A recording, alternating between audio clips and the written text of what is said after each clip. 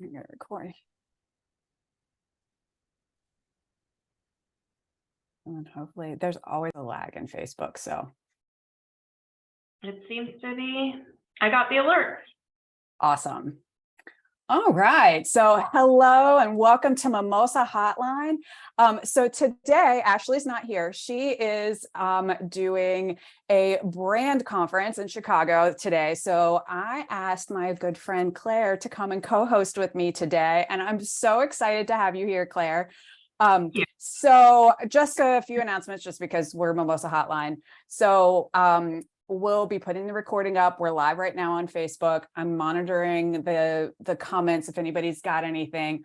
There's always a delay on these things because it's tech and that's how it is. So if anybody has any questions, they certainly can drop them in the comments. We are here to do that. And we're just going to jump into it. So Claire, I want to give you a quick introduction. So Claire and I used to work together. Like it feels like a lifetime ago. It part of was, 15 years? Yeah, probably. Yeah, I know. Like that's hard to believe. Of course. So I had a birthday yesterday. And so now we're like, okay, I had a birthday and now we're talking about 15 years ago. And I'm like, oh. Rude. But I did want to say happy belated birthday. Oh, thank you. Thank you.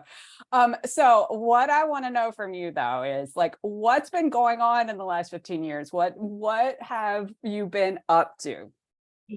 Okay. So 15 years in 2 minutes. We have an hour. So to be honest, we have an hour. So let's see. Probably the most interesting shift that I made after you and I worked together was when I moved to Chicago in 2011 to work at Lighten Brands, which is a cake decorating product manufacturer.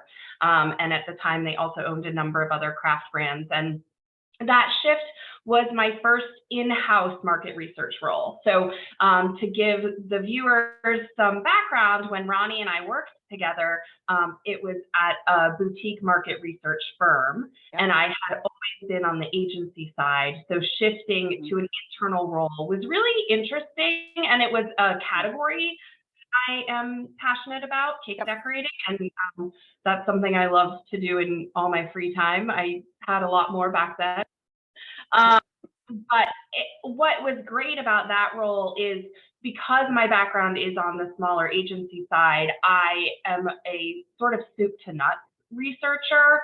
I am used to managing the whole process, and moving client side was never particularly interesting to me because those roles tend to, not always, but they tend to be a bit more either siloed or more of just a traffic cop role where you are managing vendors who are executing the research for you. Now, Wilton had a small research budget, so they actually needed someone to just come in and be the researcher. So I essentially was a vendor who lived internally, which was a great fit for me. And from there, I went back to the agency side, went to another firm, and that was still in Chicago. And then in 2016, I relocated back to North Carolina again from Chicago to work at a telecommunications company down here.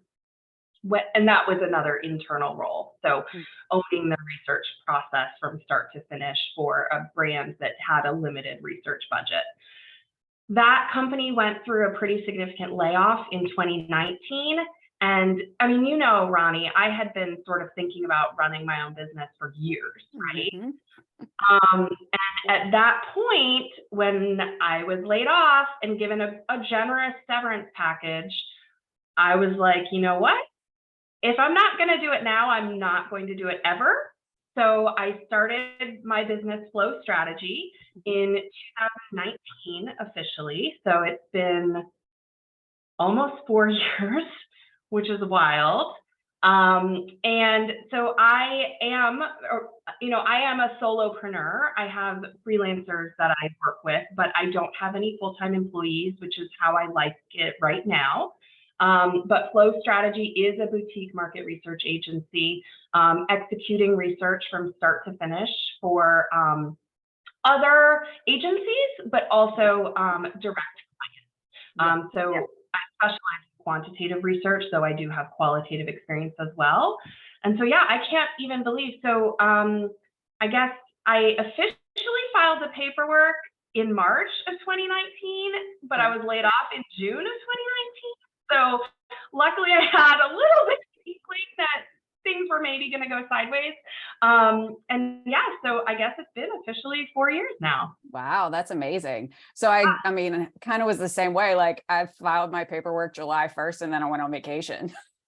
Like when I started mine, it was just, like, these are just the things that, like, as entrepreneurs, like, I feel like this is one of those things, like how you start it always comes from a story. I always tell people, like, mine started in a terrible economy. Like, these kinds of things just happen that way. So what I really want to know is, because I've known you wanted to be an entrepreneur for years, how do you like it? Like anything, it has its positives and its negatives, right? Yeah. Financially, it's much more stressful. Yeah. But outside of that, I love it. Yeah.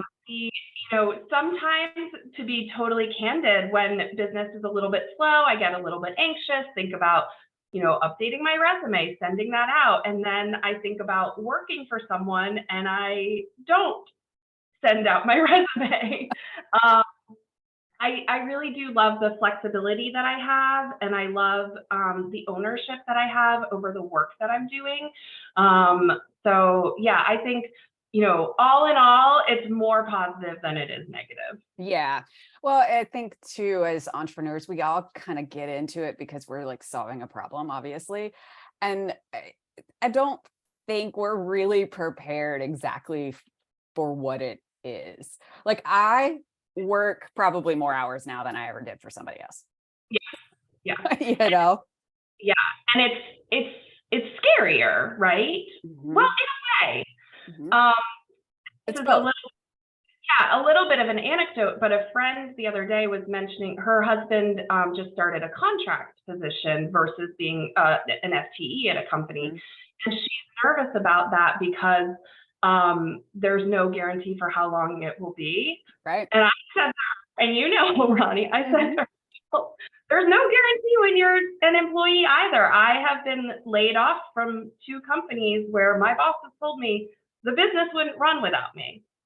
And it obviously does run without me. And, everyone is replaceable, but nothing is guaranteed, even when you are a salaried employee. So on the one hand, it does feel financially riskier, but on the other hand, when I think about my past experiences, the only difference really is I wouldn't have an official severance if my business. But yeah. Yeah. That's kind of one of those things too. I always look at it and go, so I kind of did the whole, like, go out on my own. And of course, as an entrepreneur, like, you do a gazillion different things. Like, my business has been like 15 different things over the past 17 years. But I actually got wooed back to a software startup and went back to a W-2 like position in a company. And it was a great opportunity. I was really glad I did it at the time. The guy that started it, he had a lot of experience. He was a serial entrepreneur. And I'm like, this is interesting. I've never worked in software. Like, I want to feel this out. Like, this kind of seems exciting and fun. And of course, he gave me the big spiel about, like, you're getting in on the ground floor. I'm taking this company public. You'll have, stock options. And when I do, blah, blah, blah, blah, all that kind of great stuff. And, I get back into it and, you get up and you got to be at the office at 9 a.m. every day. You got to commute to the office. You're sitting in there. It was a small team. So there were really only 4 of us in there, but I was sitting there and he'd come in for meetings and all these things. And I'm like, I am the worst employee ever. Terrible employee. Now that I've been on my own, like, it was it's hard to go back to that where you're kind of like, I see what you're doing here as a business owner. And I'm like, this is not going to work, but I can't say anything. That's not my role. Right. You're not paying me to say that. So I kind of, and in that particular position, COVID ended up hitting. We were in the vacation rental space. COVID hit, they laid everybody off. So lucky for me, I was able to get all that great unemployment because I was a W-2 employee. So it kind of like worked out. I didn't give my business up. I still had a couple of small clients, kind of kept them going. So I wasn't starting from zero all over again, but still I was, felt like I was, behind the 8 ball yet again, practically starting over. But coming out of it, that first day, you're like, fuck, this sucks. And then by the next day, I was like, this is probably the best thing that ever happened to me. Yeah. And you've done it before, you can do it again. Right. Exactly. Yeah. But I make the worst employee. I think at this point, I do believe I was a very good employee when I was an employee, but now I would not be. No, I'm a terrible employee. Some days I'm like, I'm kind of a terrible employee to myself and I work for myself. Well, yeah. My level of distraction is high for sure. Oh my God. And you have a kid. I don't, and I still get those distractions. At least you kind of have a nice excuse. Full time, so it's not like she's home.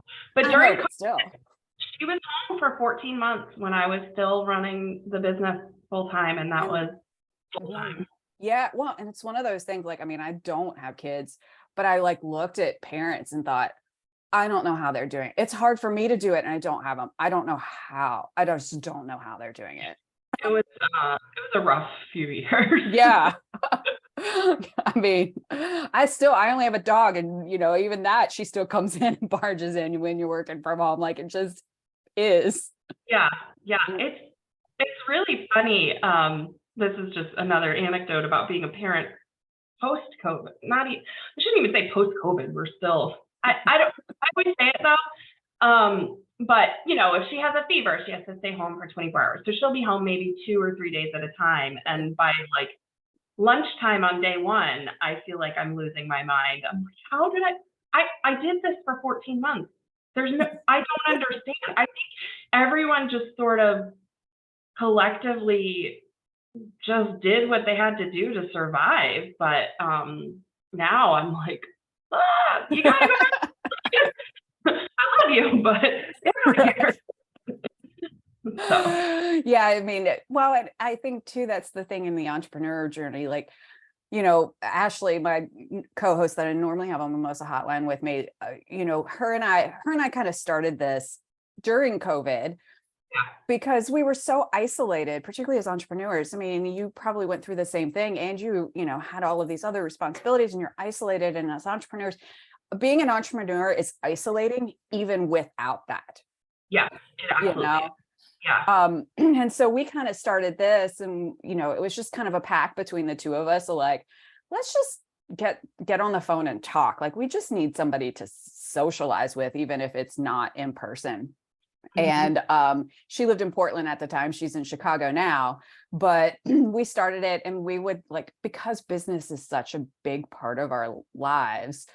We eventually were kind of we need to have these conversations with other people, because she would talk to me about things about being an entrepreneur, and where she's in branding, I'm in marketing and business strategy. And so we would talk about things, and she's a few years behind me in the entrepreneurial journey. And she'd be like, I'm going through this, this, and this. And I'm like, that's totally normal. We all do that. And she was like, I didn't know that. Yeah. Because we don't talk about that. Right. And that's kind of how this started. Yeah, that's really smart. And it's like anything in life, when you're going through a challenge and you feel very alone, and then you get validation from other people who've been through it, you're like, oh, so I'm not crazy, or I'm not broken, or I'm not, doing it wrong. This is normal. This is expected. But if it's not spoken about regularly, you're not going to have any idea. Yeah, well, and I think too, I mean, I don't know kind of what your marketing strategy is for you. I want to ask you about that too. But As outwardly, we see other entrepreneurs or we do it ourselves, and you see the best of what we want you to see. Of course. So you don't get that sense from other entrepreneurs what is going on behind the scenes and what struggles they do have, because they're letting you see what they want you to see. And that's the point of marketing. That's what we all do. It's social media is that way. Even without being an entrepreneur in business, social media is that way. And so like these conversations are that time that we're like, you know what? It's not always great. It's not, I love it. Don't get me wrong. I wouldn't trade it for anything. But there are days it kind of sucks. Mm-hmm. I joked with a friend last week. I was like, I almost quit my job today, which is very weird because I am my own boss. I try and fire myself sometimes. Yeah, and so I want to ask you too, like being more kind of like an agency, like I'm more of just a consultant coach, right. Kind of is. The kind of work that you do and the kind of work really that Ashley does, she's kind of very similar in this. I want to know, like, marketing, I find whenever I talk to any one of my clients and I ask them, like, what's their biggest challenge? Every single one of them, I can guarantee 100% of them are going to say marketing. Yeah. So, every one of them. Well, and you're in marketing research, like, this is why people come to you, like, right. Granted, from my side, being more on the business strategy and operations kind of side, sometimes that is the problem. Lots of times it's not, but they think it's marketing. So like, how do you kind of get clients and market and all of those things, being kind of the agency that you are? I'm curious now. No, your timing on this question couldn't be better or more challenging to answer. So I was very fortunate. When I launched my business, I won a quite large project with another larger market research agency. And I have continued to work with them since 2019. So we're going on 4 years of this relationship. Nice. So there are benefits to that and challenges. That organization actually white labels me. So their clients think that I work for them, which is an understandable arrangement, but it does not give me the opportunity to build my business with those clients. Because that work has been ongoing and relatively consistent for 4 years, I got pretty complacent, especially during COVID, because the bids were not competitive. When they were selling projects that needed my support, they were coming to me. So I was not having to sell. This is my big struggle right now, actually, is I would like to diversify. And, they're not my only client. Of course, I have other clients as well. But all of that has come through connections. I have not sold a single project or built a relationship with a single client through any outreach, through any cold marketing. And that is, I'm so lucky, but also I need to start doing that. And that is not where I like spending my time. It's not where I'm comfortable spending my time. So yeah, the timing of the question is coincidental because actually, been sort of beating myself up over the last couple of weeks. I need to come up with a business plan. I need to come up with a content strategy. I need to start developing content and putting it out in the world. And a friend of mine the other day walked by as I was cleaning out my garage, and she was like, "Oh, so how's that business plan going?" Ignoring because I don't like it. So yeah, to answer your question, how do I market my business? The answer is I don't. Yeah.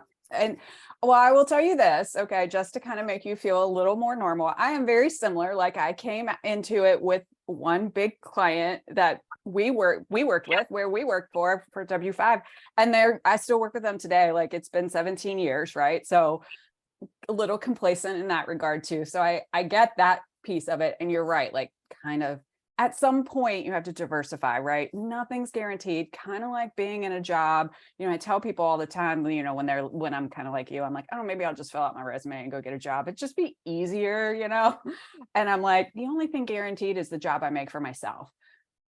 like I've been like I've been laid off too. Like that's not guaranteed.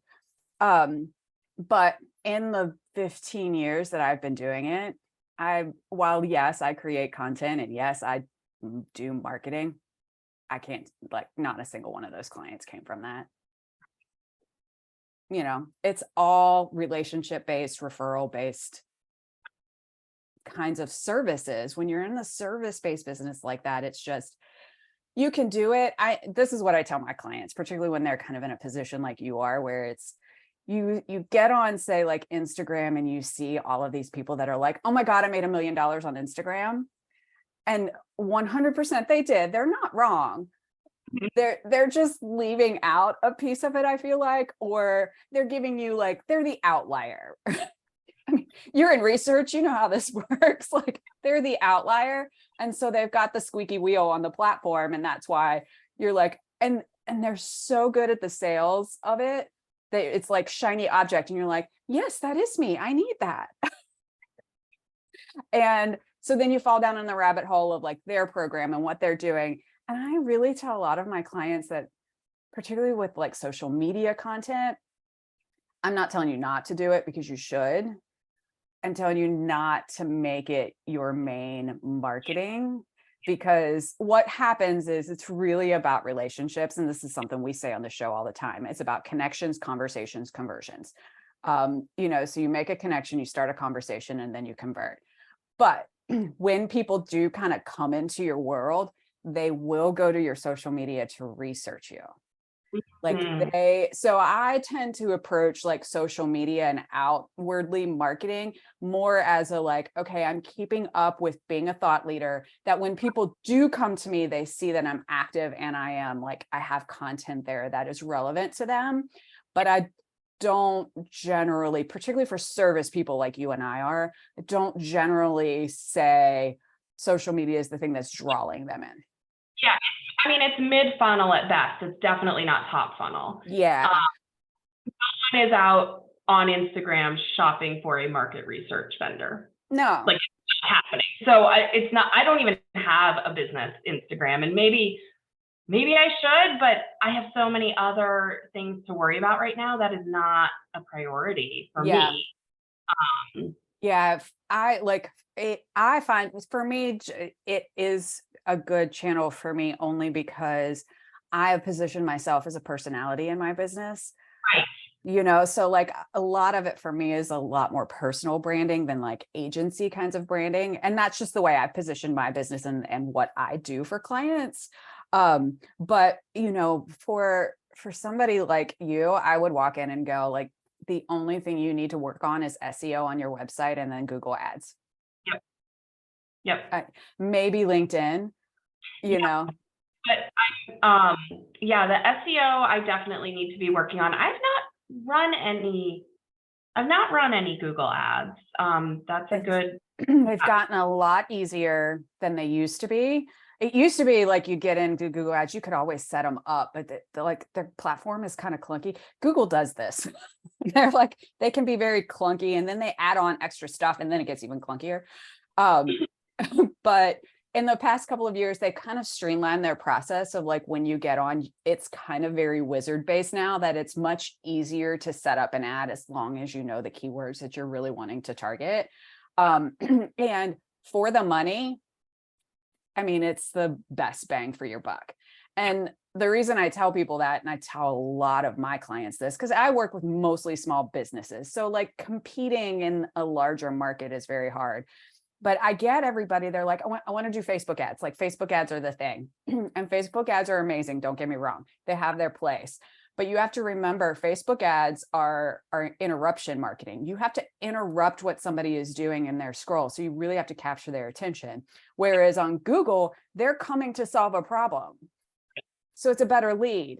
Hence why it's, better money spent if you're spending money on, digital marketing in that way.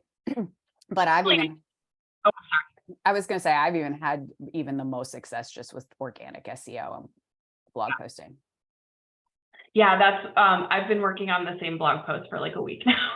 I just need to post it.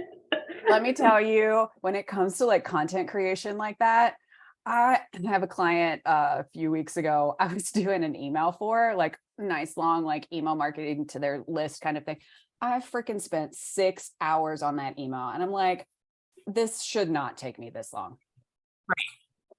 It's easy to like overthink it, and then you have to take a step back and be like, okay, the people reading this are not going to be as nitpicky as I am being right now. So just and everyone says this, but it really, I need to remind myself of it all the time, is don't let perfection be the enemy of good, because you know me, I tend to do that. I do know you so know that. yeah, I need to do is write it on a Post-it and put it on my monitor. Yeah. Well, and I also tell people too, because I do this as well, particularly with not as much content, but when it comes to like programming, if I want to do like an actual like online course or a program and that, like I stall myself up trying to like be a perfectionist in the content of the course and then the outwardly marketing of that, and then I get into other programs and they're just like thrown together, and I keep thinking to myself, my half-assed effort is better than somebody else's like 100%, and I'm like, so Yeah. I need to like, and I'm my own worst enemy. Yes. All yes, the time. I'm my own worst enemy when it comes to that stuff. Well, and then I also get into the whole like mindset of like, oh, I want to run this program, but I have to build the whole thing before I can actually do it. And I'm like, no, you don't. Sell the ghost. Like, build it when somebody buys, because I'm a procrastinator too. Like, somebody buys it, then I'm going to do it, and I'm going to do it fast.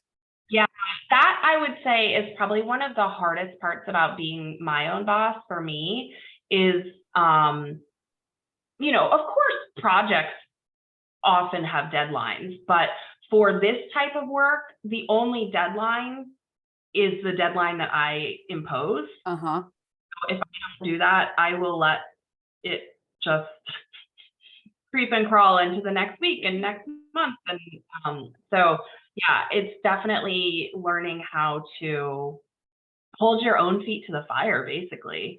If you are a person who works that way, which I both are, so you have to force it because you don't have a manager who's going to force that deadline on you. Yeah. Luckily for my clients, they have me, so I do that for them a lot. Yeah. I'm like, we need to get moving here. Like, get me something. Or I just kind of go off and do things and like don't tell them, and then all of a sudden they like get a sale and they're like, oh shit. I'm like, yeah, see what I did there.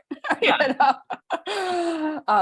But I will say that is something I think I have learned in the last, I don't know, probably like 2 or 3 years, a little bit better. I've always been one, like I did everything on my own. Everything was solo. Like, yes, I helped my clients kind of like I was part of their team, but for myself, it's always been fairly like solo in nature of like anything I do. And I will say in the last couple of years, it's been really nice to partner with people on collaborations. Like Mimosa Hotline is a really great example. Ashley and I do this together. And so we kind of keep each other accountable to all of getting things done. I mean, we still kind of impose our own deadlines on things. And yeah, sure, we miss them every now and again. But I feel like I have to get it done because she's counting on me. And it's having like a gym accountability buddy. Like if you sign up to work out together, you're going to show up. Whereas if you're just going on your own, maybe I got busy. Yeah. It's easy. It's really easy to do. And I think that's very common for entrepreneurs. Like, I think these are all things we all do. And then we are sitting isolated in our home offices like this and don't realize, and then we beat ourselves up over it. Like we beat ourselves up over it. Or I find this happens a lot, and this happens to me a lot, is I get in the mode where, okay, I need to kind of be in a marketing sales mindset. So I jump in and I do a lot of stuff and make some connections. I get some proposals. I win a few jobs. And then I filled my calendar up of work. So then I stopped doing that. And it's like this vicious up and down all the time. And so like trying to figure out how to make that consistent all the time is really hard when you're doing it on your own. The kind of like feast or famine nature of the business it was something that took a long time for me to get used to. And even, I mean, you know this, like even when I was an employee of a research agency, there are seasons that are busier than others, right? Like Q4 is always really busy because people are using up their budget so that their budgets don't get cut the following year. So there always was that feast or famine nature in terms of the work and how busy you were, but we were salaried. And so like your pay was not variable. But yeah, that is challenging to like sell enough, but not sell too much that you can't keep up with the business itself, because keeping up with the business is part of the job as well. Yeah, I mean, I'm kind of in that season right now where I went, so like in January, kind of early February, I had this lull in things that I kind of like sat around and I was like, okay, did I really get everything done? Or did I forget everything I need to do? Like, maybe I just forgot everything and I'm like really fucking up right now. But then all of a sudden, like, okay, now I've went and gotten a couple of, new clients, I've onboarded them. And so now I've gotten myself to this point where I'm so busy at the moment that, and I'm not only doing this with my own kind of work of like, how do I get my name and services out there? But I'm getting to the point even with clients, because they all want to like, we need to have a stand-up, we need to have a meeting, we need to do this, we need to do that. And I'm like, you guys are filling up my time with meetings that now I don't have any time to do anything. You gave me 14 things in that meeting, and now because we had to have a 2-hour meeting, I don't have an hour to actually go do said 14 things. And that's kind of where I've been at in the last couple of months. I don't know. Have you noticed in the last couple of months things picking up? No. No. We've been quite enjoying volunteering and playing tennis twice a week each. Oh. That's well, getting complacent is I'm like, I kind of enjoy this downtime, but you can only enjoy downtime for so long before. Yeah. I have a call tomorrow for a big potential project. So things I think will start to pick back up, but it has not yet for me. No. Yeah. And are you finding that, like, I am finding that with clients, in my clients that work with larger clients are a little bit slow, because I think corporate is, I think they have money.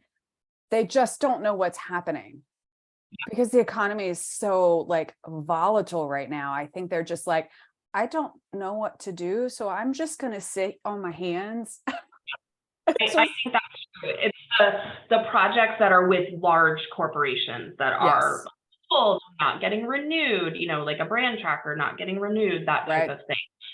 For those big organizations that are going through a lot of layoffs, tightening their purse strings. So I'm also wanting to shift my focus to smaller businesses, because while those big contracts are great, they are pretty volatile at this point.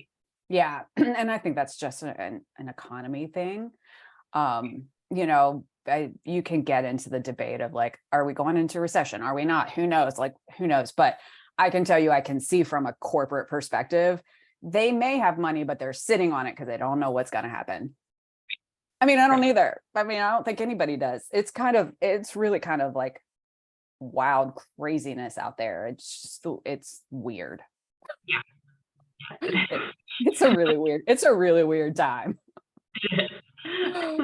But I will say, I think small business, and I think that this is a good conversation now to talk about, like, so will you kind of pivot a little bit? Like, how will you pivot that, knowing that those big contracts might be like not going as fast as they need to, or might not have as many? Like, how will you pivot that and kind of meet people where they're at? I think I definitely want to focus on smaller companies, but also, and this is not my favorite because it actually creates more work for me, but focusing on smaller projects So it's really nice when you can get 3 really meaty projects that make up the bulk of your revenue. And it's not that they aren't hard work, but it's more focused because you're not having to divert your attention across 8 projects at a time. You're thinking about 2 or 3 projects at a time. So I will become more willing to sell and contract on those smaller projects and more of them. And that will just require me to be a little bit more nimble.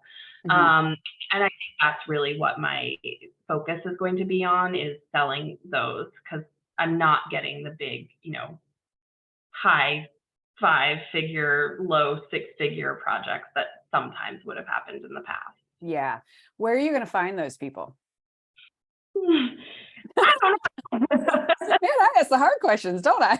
Yeah, you do. Yeah, I mean, that's where I really, I am a little bit at a loss in terms of how to connect with businesses. I am, like I said, I need to develop a content strategy, and a long time ago, maybe even, it might even have been before I got laid off, but after I started my business, I think I ran some LinkedIn ads and it did nothing.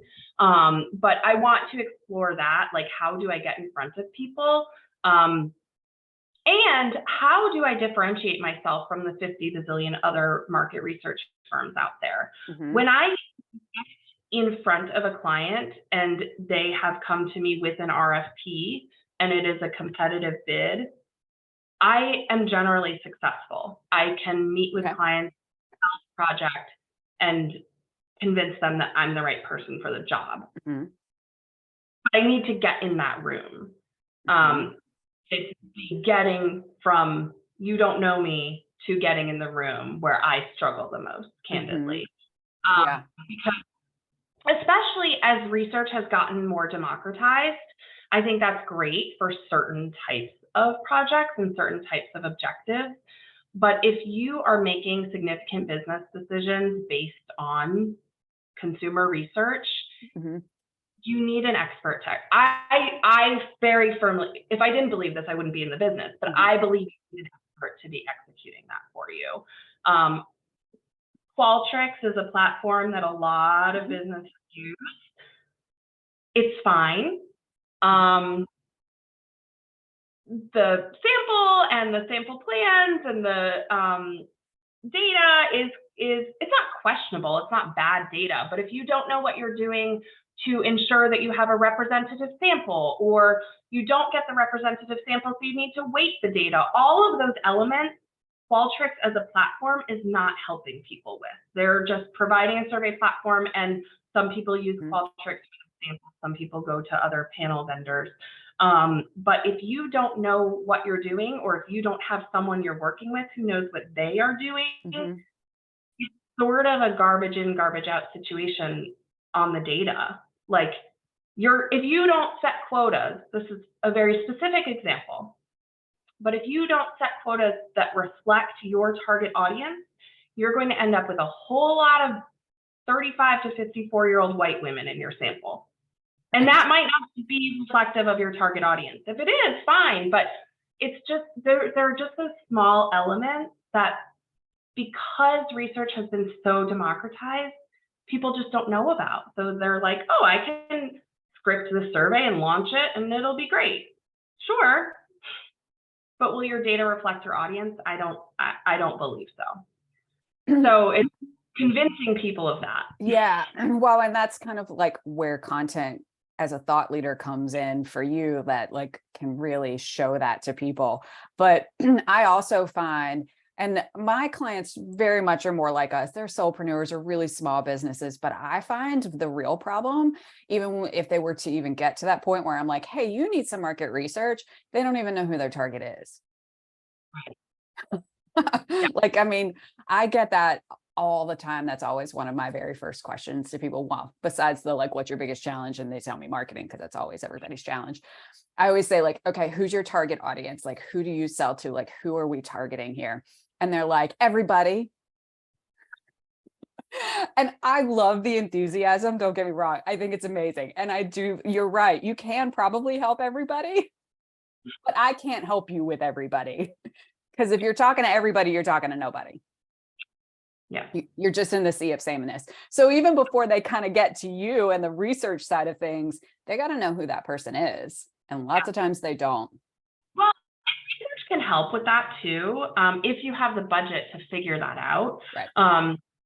So, if you truly do not understand who, like, let's say just very simply speaking, demographically, your target audience is, you would launch a nationally representative survey and maybe run a mini concept test in that. So you're talking to people who look like the full total US, and then you run your mini concept test, or you present, your brand positioning and see who it's most appealing to. Oh, okay, the audience who are most attracted to this product or service tend to be younger men. The data will tell you that, and then you know who you need to go out and do deeper dive work with. And so that's where research can help you get to that target audience, and then you can do deeper dive work with that target audience as well. Yeah. Yeah. Well, and I had actually this year, because she's a branding strategist, and she's kind of gone through the year. She's probably going to watch this later and be like, I can't believe you told everybody that, but I don't care. I'll fight with her later over it. But she kind of went through the year and was like, I don't know what's going on. I used to have like 100% close rate. Like, I don't know what's happening. I can't get anybody to convert. And like, we had to go through a lot of different processes with her, but one specific thing that, she was in the middle of a move across country and there was a lot going on. So there's lots happening, but we get to the end of the year and I'm like, okay, well, number one, we're in fourth quarter. A lot of people aren't looking for a brand strategist right now. They're just trying to get through the holidays. Like I can always tell like my ebbs, or used to be able to really tell the ebbs and flows in marketing and in business, because, fourth quarter, like you said, was always a rush of like, let's get proposals in so we can get budget out the door, but they might not do the work until after the first of the year. July, August, nobody does shit anywhere, because everybody's off for the summer and they're doing a minimum what they have to. And so I had her at the end of the year. I was like, I want you to go through everybody you're meeting in Chicago, all of your old contacts, and I want you to send emails to every single one of them, just saying, hey, I've moved. I just want to connect. And like, let's set up a Zoom tea and talk for 30 minutes and just reconnect and make a connection. And this might work well for you too. And that's your whole concentration. Now, granted, it was energetically exhausting because you're on Zooms all day and you're talking to a bunch of people. And for me, that's exhausting being an introvert. So like when I have to talk to a lot of people all day, like by the end of the day, I'm mentally just like drained. But I made her do it for like, it was probably like 60 days. And she ended up having like 40 calls. Wow. And by the time we were done, and I didn't really tell her. I mean, I told her, I was like, I want you to just ask them, like, what are they looking for? Because our purpose then after the fact is going to be, let's create things and meet them where they're at, right? Like you can create a whole service that you think is amazing, and it is amazing. And what you're charging for it is what you are worth. But are you really meeting people, your audience of who you are already connected with, where they're at? Like, there's a disconnect here, obviously. And so she got through like the first 20 and was like, you were right. Like I needed the marketing research of it to figure out one, who it is and who they are and what they're looking for. And we ended up creating 2 new services for her of kind of meeting people where they're at, because that's what they needed. And that's, then your sales easy. Because you know exactly what they want. And you can then also speak their language. Because that's the other thing I find, particularly with business people all the time. I'm really bad about this. I speak my language of business and marketing, And, I'll say things like a CTA and people will go like, when you take the train downtown, like, yeah, everybody's acronyms are all different, and so like I'm like, so you really have to like figure out how do people say that. And that was what worked really well for her is, one, we created new services, and two, we found the language that we needed to use for who she was already with. Now with that, we're also trying to pivot her a little bit. Like most of her audience are very small business, like you and I, like solopreneurs or one or two team people. So we kind of created some products, and services to meet them where they're at, which is a good revenue generator while we're working on a new target of getting in with, larger agencies to get an RFP and do the same service, but in a bigger contract. But we need money to make that happen. So, it's kind of like we had to really sit down and make that strategy of, okay, here are these smaller things that we can do for people, generate some revenue, while this one over here that's going to take a longer time to like build can be building. And then we're not in this flux all the time of up and down trying to figure things out. And so we've gotten to just kind of like last month launching a few things, and all of a sudden they like start converting, and I'm like, see, we just need a little market research and some strategy behind it, and look at us go, So it's been really exciting in that regard. But, in the kind of business we're in this particularly service-based business, like we do, connections and conversations, like you said. You just got to get your face out there in front of people. Network. I know I hate to do it, but it's not working. Now that my daughter is older, like maybe going to a few conferences is a little bit more reasonable. And certainly over the last 3 years, that was not going to be an option. But I think that certainly start to become more practical, and something I'm willing to invest time and money in, because it's true. Once I'm in front of people, I think I do well. It's just getting in front of people who've never heard, the name of strategy. Like, they just need to know about me, and I want to be, top of mind when they are sending out RFPs. So. Yeah. Well, and I was going to mention that even to you for like conferences, because I think that's always, conferences are a great way. One, you go and you get good content if you need it, but they're a really great way to have a large group of people to be networking with. But I always get people that are like, yeah, I'm going to go to conferences, but they go to conferences of their industry, of like what they do. And I'm like, that's great. I mean, it's amazing. Like, you need to have that education and you do need those connections. But pick a few industries that are not your own, so that you're the only person at that conference that does what you do. Like, who do you want to work with? Well, I'll make some really weird example, but you want to work with farmers.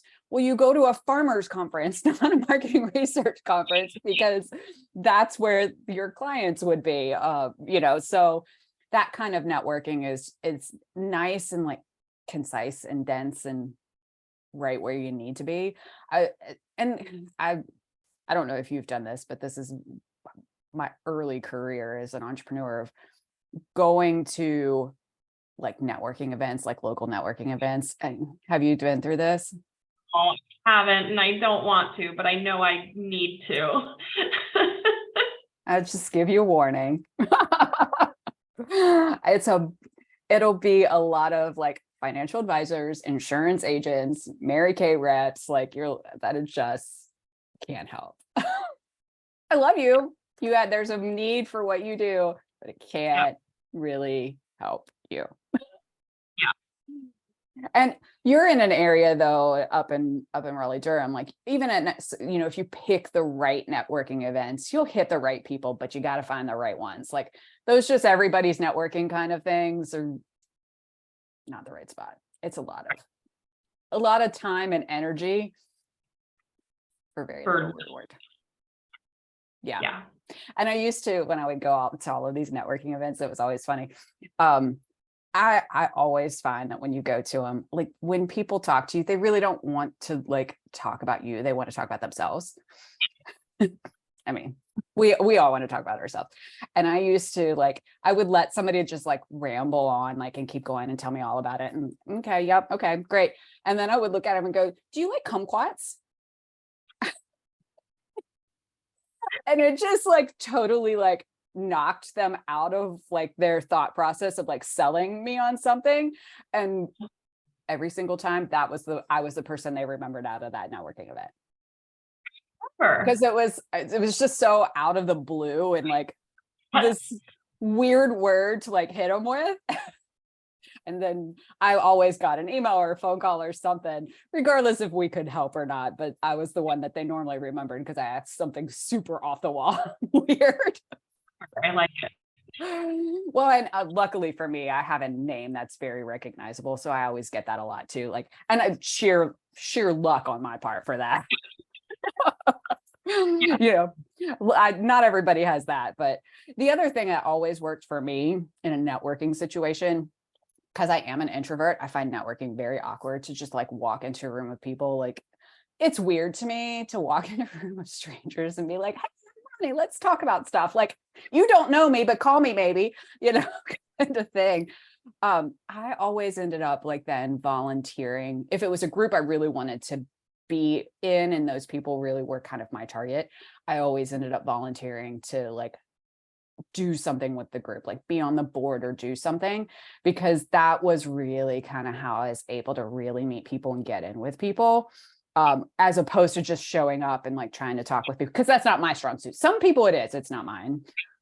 Not mine either. And you forge a deeper, and for me, it would feel like a more authentic connection versus just a sort of quick hit conversation. Yeah. Here's my, you know, you don't want to spray, you know, your business card everywhere. Like, and I always really liked working like the check-in table because, one, I'm terrible with names. So it kind of helped me a little bit with everybody's name, but it also like every single person has to walk up to you, you know, like, so the check-in table was always a good spot to like kind of sit at and help with, because you could assess who's coming and going and who then, once you're done, who you really want to target on who you want to meet, because you've already like had that like little bit of a first introduction.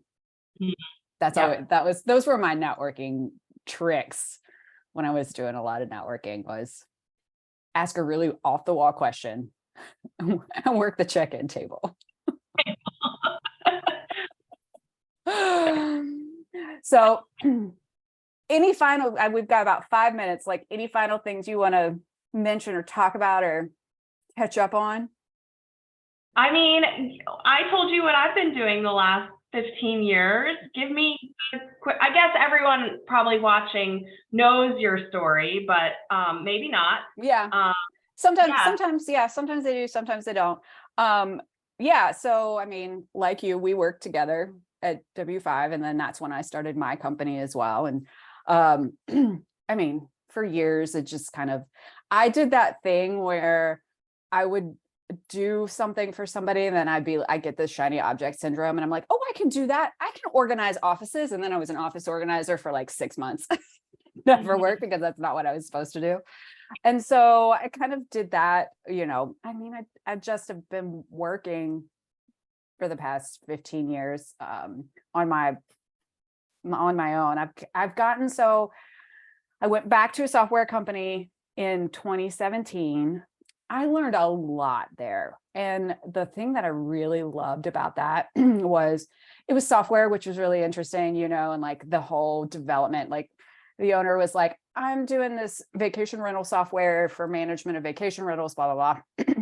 And he was like, you know, I'm launching it in 30 days. And I was like, okay, like, and you just started this? And he was like, yeah, I have a whole development team in the Ukraine and we're launching in like 30 days. So I like need a website, like I need everything, because I was hired as the director of marketing. And I was like, okay. I'm like, all right, I'm up for the challenge. Like, let's try it. So of course I get in there and like, he has no software.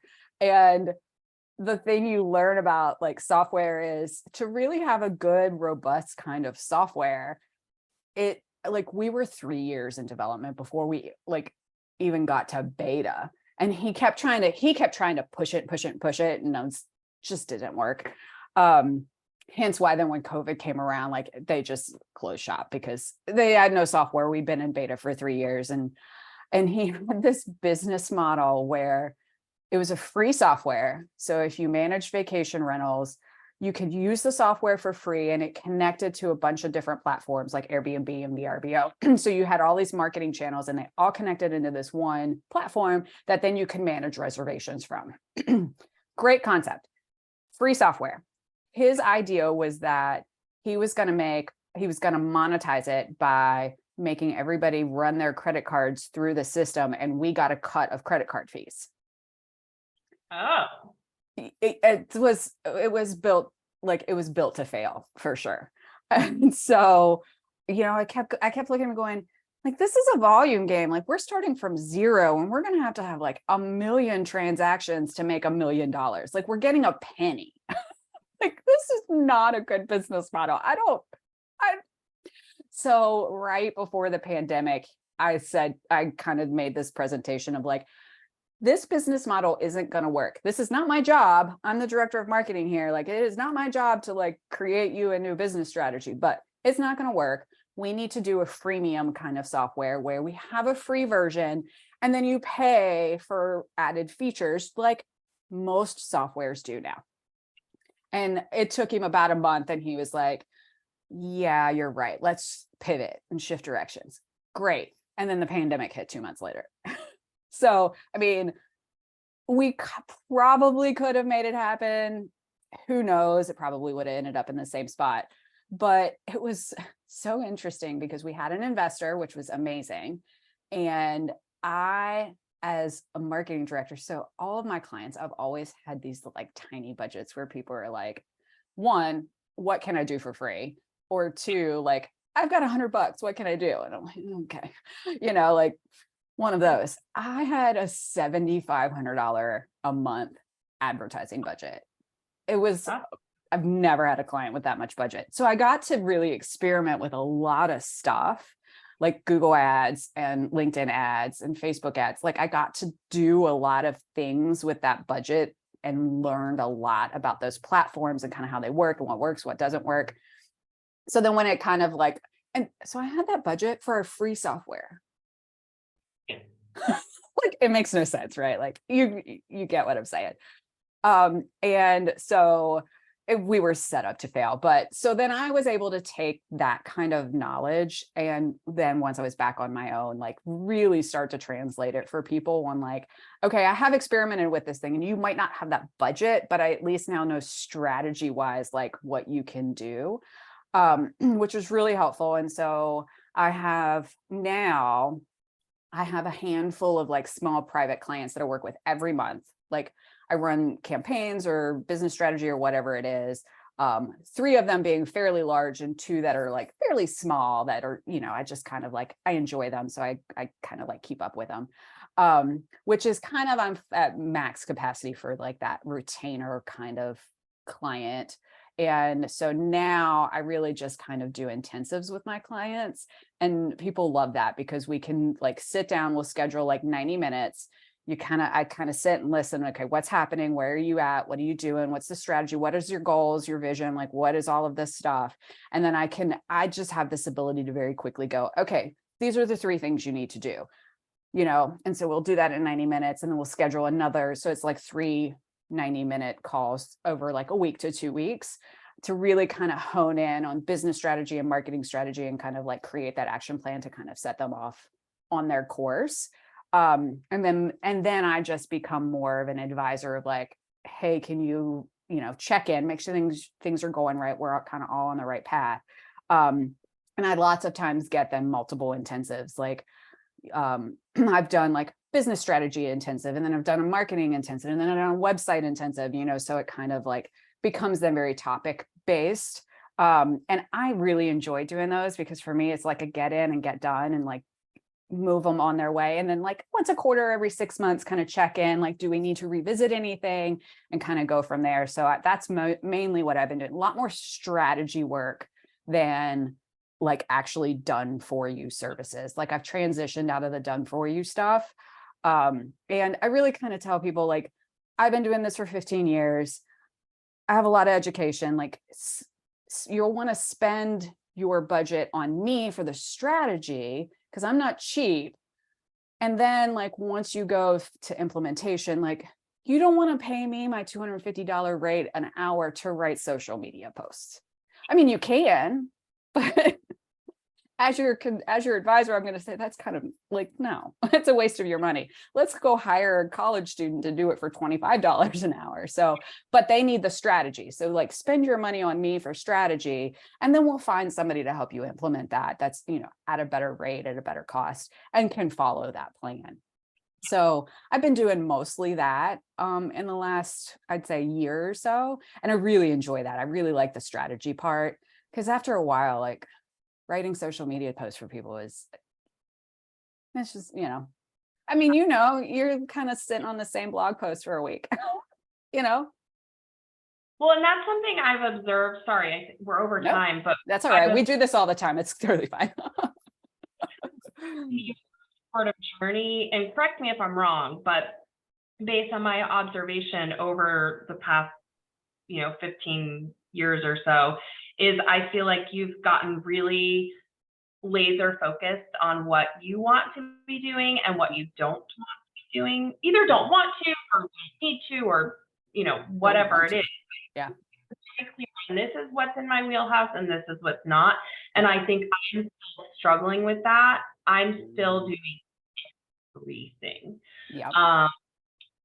And part of that is one of my differentiators. I use the term chain of custody because I have seen what happens when your vendor writes the questionnaire, then they send it to a different team for scripting, and then they hand it off to a different team for field management. Like I have seen everything fall through the cracks when that happens. So part of that is intentional, but then other stuff like coding open-ended data. I don't need to be coding open-ended data. That is not an area where there will be a big, dropped ball. And so I'm still sort of on that path of trying to figure out where do I either outsource or where do I turn down work, frankly. Yeah. I wanted to just say that I've admired that watching your journey, getting really laser focused on what it is you want to be doing. Yeah. And really you're most skilled at. Yeah. Well, and I will say this, like that takes time. Like sometimes you just got to try a lot of stuff to even get to that point. And I mean, at this point, like, I've been doing this now for 15 years, like on my own 15 years. So like just sometimes just takes time. And I hate it when people will tell you that, like, oh, it's, as you get older, like you learn those things as you get old. Like, I hate it when people say that, but to be honest, like it is really kind of true. Like sometimes you just need the experience to even get to that point.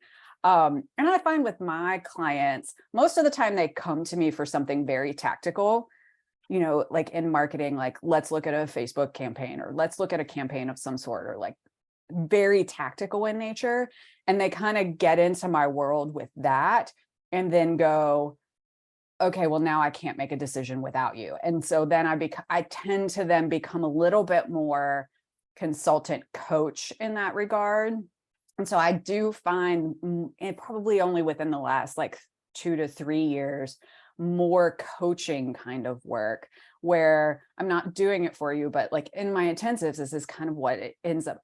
There are many times I sit in an intensive and somebody will, like, I ask questions and like they keep talking, and they talk themselves into the answer they need. I didn't even, and then they look at me and they're like, oh my God, you're brilliant. Thanks so much. And I'm like, thanks. Yeah. But they needed a sounding board. They needed someone to ask the right questions, I think is really the most important thing. Yeah. And someone to challenge their assumptions is, I bet, a lot of what happens too. Yeah. And I think a lot of what happens too, I don't know if you experience this, but sometimes with what I do, it's that they just need somebody to listen and like get it, right? Like, it's one thing, you probably go through this. It's one thing to like talk to my friends or my family that are not an entrepreneur in nature. And they listen, but you can see it in their eyes. They glaze over. They're not interested. Like, they don't get it. They don't understand why you even took this risk of what you did. Like, it glazes over.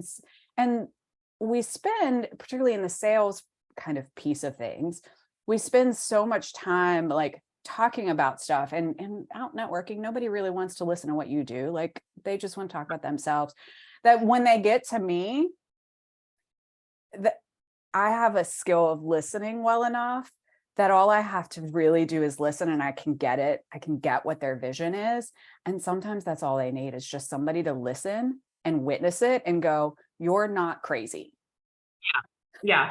And, or even replay it back to them in a slightly different wording. And then I find that a lot. I do a lot of replaying back.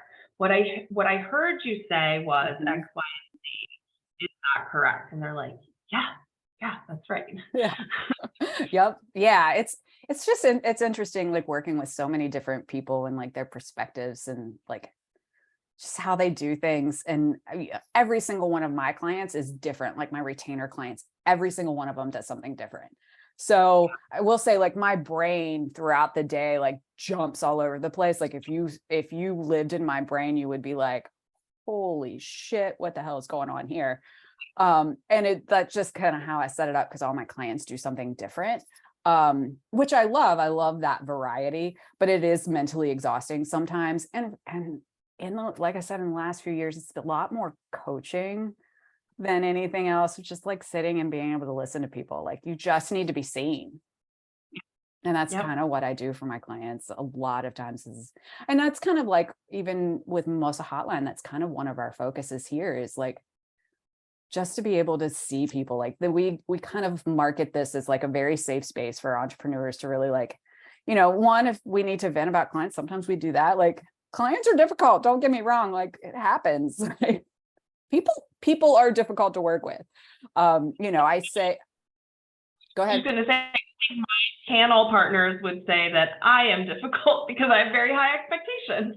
Well, yeah, I mean, and same for even us, but it's that space where, like, we want it to be safe. We want to be able to say things that you're probably not saying out, to projecting out to the world. And, sometimes, we need to vent about stuff. Sometimes we need to talk about, like, what it's really like being an entrepreneur with a 4-year-old running around, or, the dog all of a sudden just had an accident on the floor, and you're like, I'm in the middle of a Zoom, like, we don't talk about those things, and we need to have that safe space to be able to do that. And that's kind of, what we're trying to even create with this show, of like, let's talk about these things. Like, it's not all unicorns and rainbows. It is not. It is not. It is not. But I am so happy we were able to do this. Way too long. So thank you for allowing me to come on. No, I'm so glad you were able to do this with me. And I don't make it up there much anymore. It's been about like once a year at Christmas, which is also the worst time. And I get up there at Christmas time, and I've got like 2 days, and I'm trying to like see 100 people and still work on what I need to work for. And I'm like, I need to be better about coming up maybe twice a year, so that I can kind of see more people while I'm up there. Because with COVID, it's just been hard to do that. And luckily, I've been able to like make my work. Everything's so remote anymore. Like, I don't need to be there. So when I do come up for work stuff, it's really just more because I'm coming to visit everybody, and I'm going to do work. I just could have done it at home. But one of these times when I get up there, we're going to get together. Thank you. It was so good talking to you. It's so good to see you too. And let's not go so long, please. I don't even know how many years since we last. I mean, it's probably been since you were in Chicago. I mean, we keep up just like social media and stuff like that, like most people, but like to sit and actually talk, probably since you've been in Chicago. A long time. I know, but I will say, still some of the best cake I've ever had. Oh, thank you. And they're beautiful too. Thank you. I have not, that is obviously not something I've kept up with. Actually, my friend asked me to teach her daughter how to do piping, and I said, sure, but I need to practice first because I'm not coming. It's easy to fall out of some of those habits, you know, do you still love to do it though? Yes, I do. And when you have time. Birthday parties and birthday cakes are always a little bit over the top. So I do, you know, for special occasions, but it's not something, and especially too, not going into an office. I'm not going to make 2 dozen cupcakes around here. So luckily we've made some really good neighborhood friends, so they may start benefiting from those. Oh, treats. good. Yeah. Yeah. I know what you mean. Like when you work from home and you're like, candy sitting there, like, no, I don't need that. I don't have a place to bring things Yeah, into. exactly. Wow. I'm excited that hopefully you'll get back into it a little bit more and have some good treats. So, but it was so great to see you.